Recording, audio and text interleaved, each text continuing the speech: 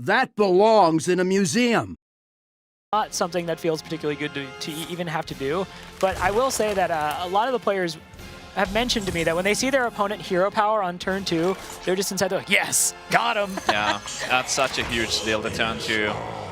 Yeah, I mean, we joke that the player that, gets Wild Growth in their opening hand or draws it in the first couple of turns has more skill when it comes to the Druid matchup, but in this case, it was just some really amazing luck for Chakki's side. He gets to innervate that Emperor, and then he's got such a great curve going ahead. And Talion has no answer to this Emperor right now. There is no Living Roots, no Swipe, no Wrath, not even a Keeper of the Grove.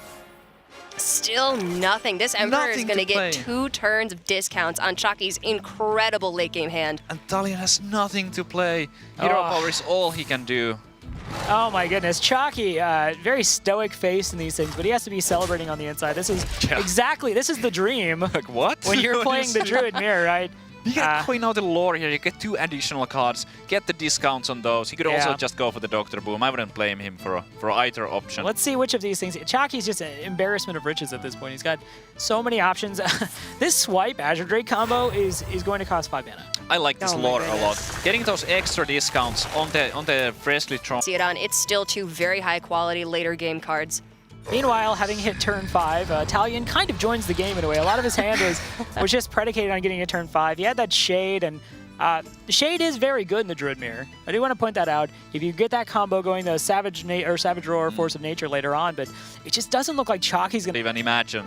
Yeah, at this point, he actually does have the option to just play a little bit more defensively, because when was the last time you saw in a Druid Mirror one side getting 3 turns of Emperor Tharos on discounts on their hand? I mean, that's just incredible. 1 mana swipe. 1 mana swipe sitting in the hand. This 3 mana Azure Drake swipe. Next turn, he can Force of Nature, Drake, and swipe.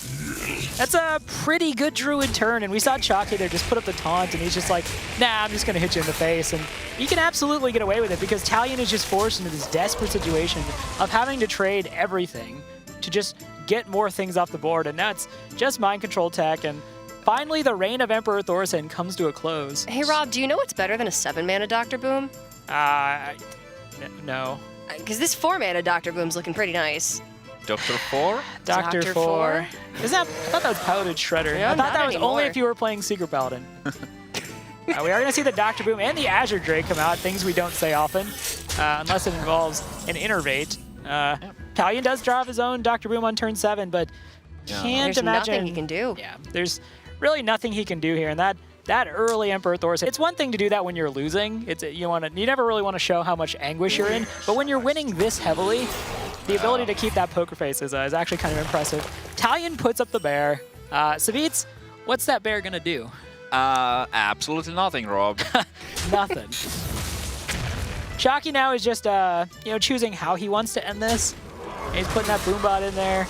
Brought the Boombot for 1. Oh, Decides not to BM at all. No, 1 mana swipe is kind of BM enough if we're being honest. I don't think you have to add too much more of that. So Chakki going up 2-0 in this series. In this